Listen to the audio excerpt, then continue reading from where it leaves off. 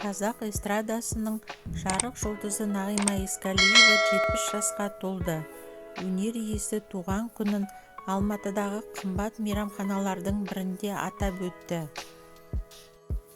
Өнер иесінің туған күніне барша жақындары мен өнердегі достары жиналды.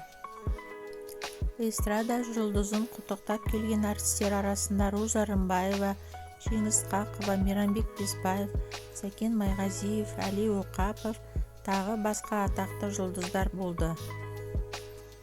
Өнер иелері туған күн иесіне ақ тілегін жолдап, кеш қонақтары үшін ән шырқады.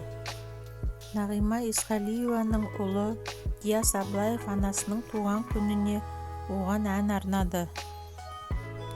Нағима Есқалиева 1954 жылы Алматы облысының Жамбыл ауданындағы Фабричный кентінде жұмысшы отбасында дүниеге келген.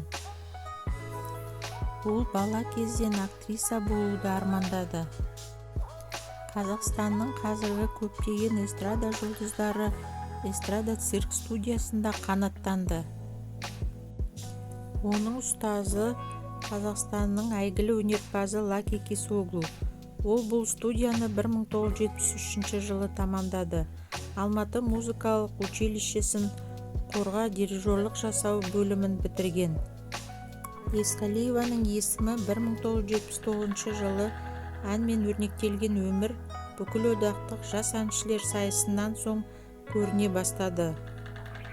1977 жылы Чайковский атындағы Алматы музыкалық училищесін бітірді. Осы жылдан бастап Қазақ концерт бірлестігінің 2 жыл бойы әншілік жолында болды.